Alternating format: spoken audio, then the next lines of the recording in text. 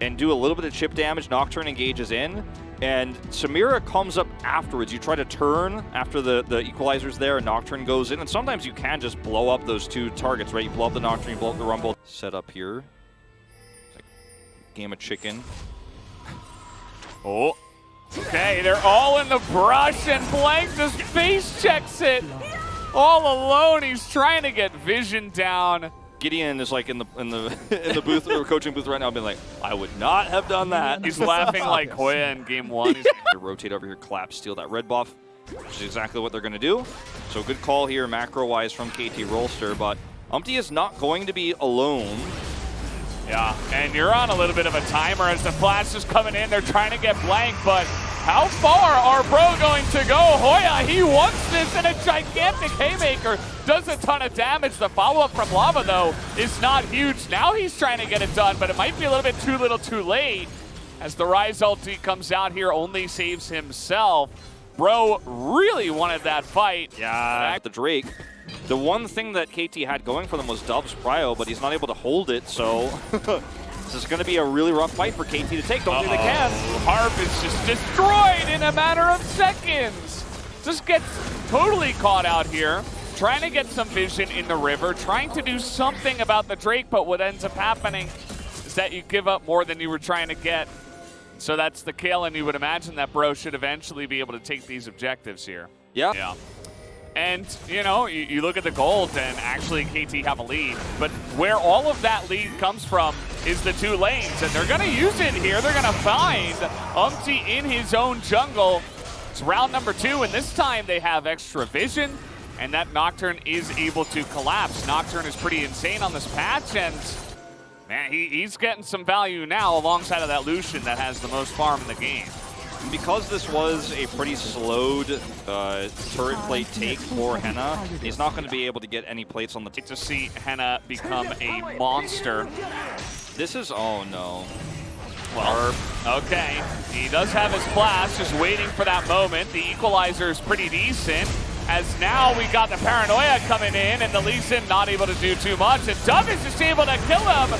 Freya is just running away with their tail between their legs, as there is the Aphelios damage coming in, but he's kind of 1v5 at this point in time, as nobody else was able to do much for the team. KT catch them slipping in the jungle. The Paranoia went longer. It's hard to, okay, Dove might actually give up that bounty now. Could definitely happen. The flash comes in, but with the teleport now, he's going to be forced to go forward, Will Umpty, and you see that Lava actually follows up. Here comes the flash engage. It's 1-by-1. Dove is not able to get any more damage as he has to back away with that low health bar. And thankfully they have a Thresh for the Lantern, otherwise maybe Hoya was going to follow suit. I mean, there's 2 stopwatches up right now for KT Rolster as well. Like, they can, if they go low, they can just survive through anyways, and there's not enough range to actually continue to chip away. See, they have a really nice position. They have a Rumble with all of these chokes. And Dove has the stopwatch, like I was saying, so it's just so difficult to actually kill him here. Dove has stopwatch, so does, okay, hold that thought, Lava. Okay, the Paranoia comes in. That's going to make things hard for Umpty. He's just going to die. There's nothing for him to do, and there it is, the Magnustorm follow-up, as the huge damage does come out from range here from the Aphelios, but it's like they're just getting picked off 1-by-1. KT are controlling the sight lines and the objectives so well with this Nocturne. Reverse KT because of the ability, you know, Rise does very well in Nocturne because it can root him, prevent him from actually getting into the back line. But Nocturne prevents the Rise from side laning. Oh, Noah, what is going on here? He's actually going to get away, though, and the teleport's coming in. It was all an elaborate bait the entire time, as the damage is coming out in spades, as once again, Henna and Lava are left alone, just running with their tail between their legs. KT, not sure if that was planned, but I don't think so. But it's still going to work out for them. That's why that's why Nocturne is so strong. He could be anywhere. This is not the first time we've seen Fred Brion go, ooh, target in the side lane. Ooh, target overextended. Let's look for that. That's one pick we can get before this fight. No, you're never outnumbering the team that has a Nocturne because he will just arrive. He is omnipresent. It's like, hello, I was here all along. Yeah. I just had to press my R button. No way you walk into this fight against Nocturne, who's got Paranoia available, as Fred Brion, and take it away. Well, This is a dead set. There's nobody here with him. Just basically free. There's zero vision in this jungle. You can't be there. No, exactly. You just can't be there on that part of the map. That's just a straight up mistake. I mean, also, like, where did you think they were? They were going to be there or doing the Drake, which is right there. In the brush? Yeah, yes, they are. Absolutely. They have the damage, but Dove on the top side is huge. And look at this. They're all in the corridor. The equalizer gets a lot of value, but where's the follow-up? There is none, actually. Heart goes down. Henna's still safe for now. Noah's trying to get engaged, but he can't. That was not it, KT Roaster. That was not it. This is how you win fights as Fred at Breon. Yeah. We're finally seeing I mean, if you hide in the brush here and everybody just face checks, and then also Noah does not set up for his ultimate, you need the Inferno trigger to win this. This is Scuttle. How do you do this? How do you pull it off? Yeah. Imagine if they had the Scuttle Crab right now, but instead they have no clue. They do now as they're pushing in. The Paranoia is here. The hook doesn't do anything. The equalizer, it's only going to hit the threat, but in goes the Nocturne. And you see that Hoya gets a massive shield. Look at the damage now from Aphelios. This is what they can do in the late game. You try to engage into this comp and they're just going to blow you up. Nobody's taking that. But they are still considering trying to get in there. At the end of the day, though, KT, they only lose Nocturne and get the Baron. Yeah. This is turning into one of these crazy late game games again. Yeah, well, I mean, the longer this game goes, the more volatile it becomes and the more opportunities for Fred Brion to just win one single team fight and win the game come up. I mean, if they end up getting the full wipe there, that probably would. Okay, now they're going to start this. Power. Oh, this could be huge. Yeah, Power of the Scuttle Crab sees that there. And we got Lee Sin behind enemy lines. Here's a teleport. He's reset with full health. Paranoia is coming in. Fred Brion needs to back, but the engage is big, and Henna, he's getting jumped on here. The fear comes in, and they take him down. That is the engage that KT needed, and they're gonna hit that squishy backline here as the Rise also bites the dust.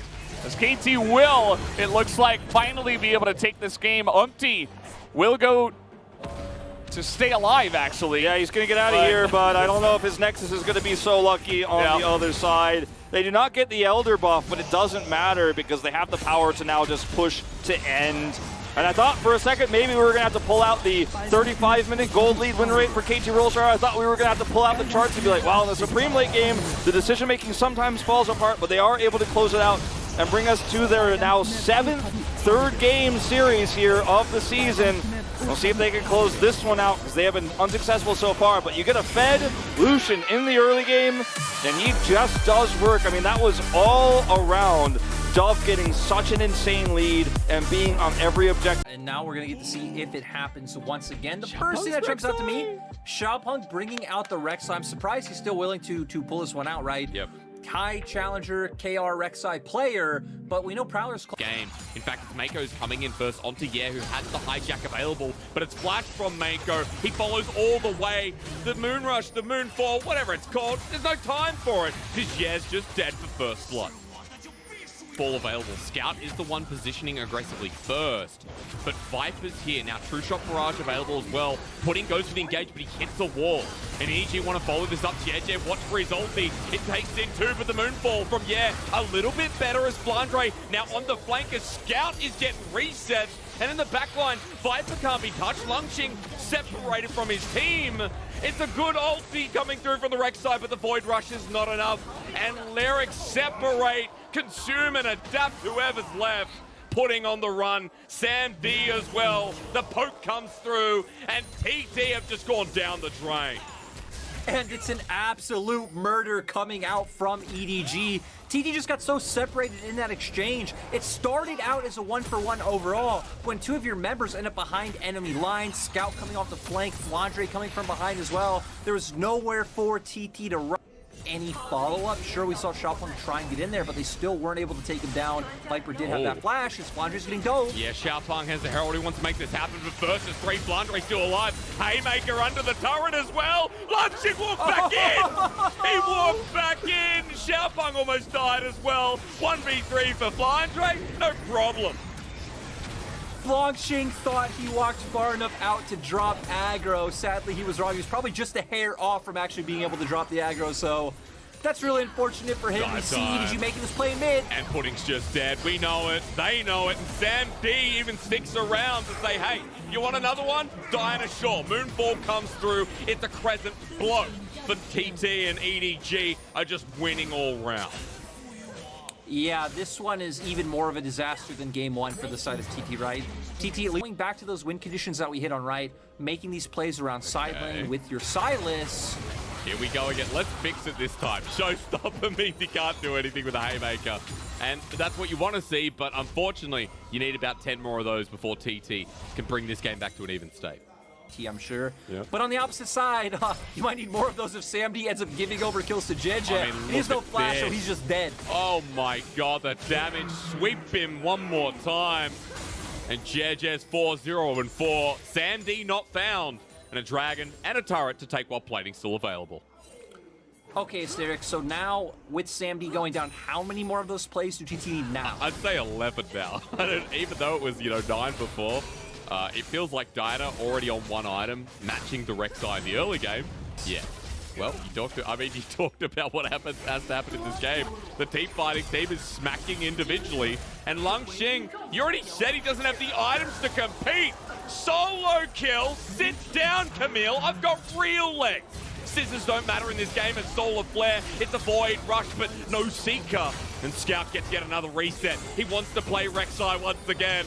And this is the way to do it. Yeah, over the wall, but Viper's waiting as well. He'll take a kill for himself, and EDG can do no wrong. Lung Xing pushing too far forward in top side, doesn't call Xiaopeng to hover for him. We see a play down on bot side, and EDG now have the pressure to just keep it going.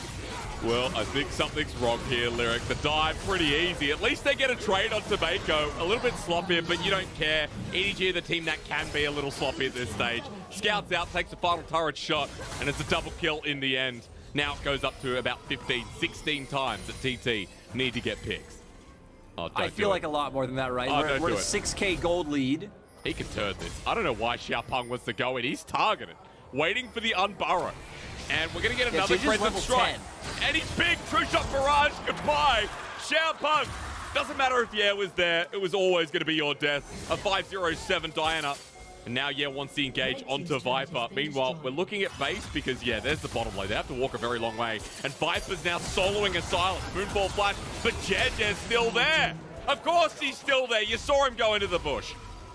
Just wanting to double down, looks for it. Okay, is Lung Xing dead? No, Scout actually might be giving over a bounty here, and it goes to the Rek'Sai. So Xiaopeng gets 1,000 gold, but JJ's coming up here to take a little bit more off of him. Mako as well, just in case. The Void Rush already used, and Xiaopeng drops to the dirt. A good attempt here, considering TT have absolutely nothing in this game, but Lyric, I've worked out what it stands for. It's tango time, because every single time TT, they just want to dance. TT have taken the honorary 2020 Rogue Warriors mantle of, well, yes. you don't know how they're going to do. Actually, you know how they're going to do even slightly worse in those Rogue Warriors rosters because they were always one series or two series out from playoffs. But they're always going to put up a fight. They're always going to try and take the 1v1 any chance they get. And their games are going to be absolutely bloody. Pudding is a solid A tier on the dessert tier list. Okay, well, each to their own right. I'm not going to take away from anyone's opinion. Pavlova pretty banging up there as well. Scout's going to 1v2, but Lung Xing started this. Good little pickup. They've killed Scout. Side lane coming out nicely here for TT, but look at the side of the map as the TP from Fladre. It's going to be matched, and that means TT going to have 3 people down here, but into the wall, never mind. It's only 2 Makers joined in as well, and JJ's rolled on down. Oh no, abort mission, folks. TT have lost more. I mean, they did have 3, right? But instantly, you are just surrounded by the members of EDG. And there is Asterix, the 20-minute Baron that we talked about. There it is, on repeat as well if the game comes to get the ice cream cake. And it is by far the best cake in the game. It's all right. Sam D, poured out, or maybe on the other way around. It's actually going to be Flandre here. Takes the Nautilus with him, and Flandre's absorbed up. That True Shot Rush did so much damage, and now, with the teleport in, Scout's got something to say. Can he follow up? You know the answer is yes, but how far is he willing to go? Heartbreaker to close the gap, and Mako wants the Solar Flare to get the kill. JJ on the hunt as well. Xiaopeng's out. And every time TT do this, I have to applaud, even though the game is still hard as hell. I mean, it's one of those things, right, where EDG are still somewhat going through the proper chain. Like, they're trying to answer their side waves and get vision when they realistically could just do what they're doing now. You can just send 5 members mid. You could probably even die at this point, 5 men with a turret, and they can't answer your damage. As you see right there, Long Shin goes in, instantly gone. Pudding shouldn't be too far behind. I like the emphasis on it, but yeah, it's going to die in the end as well. Very hard to cast this one, especially as Australian. Want to say yeah, nah, because nah, yeah in this game falls yet again. And EDG, they've cleaned up everything in an instant lyric. 4 people dead. Xiaopeng walking back from the fountain, but we knew this was over. We're kind of playing for KDA at this point. 9-0-10, by the way, on the Diana. Feels like an MVP performance here from Jer on such a good pick in the meta. Xiaopeng brings out his Rek'Sai as they're poking him away, but it's not enough. EDG, top of the standings, and looking so damn good in the LPL. Even trying to have a bit of fun at the end. Viper almost going down, almost through.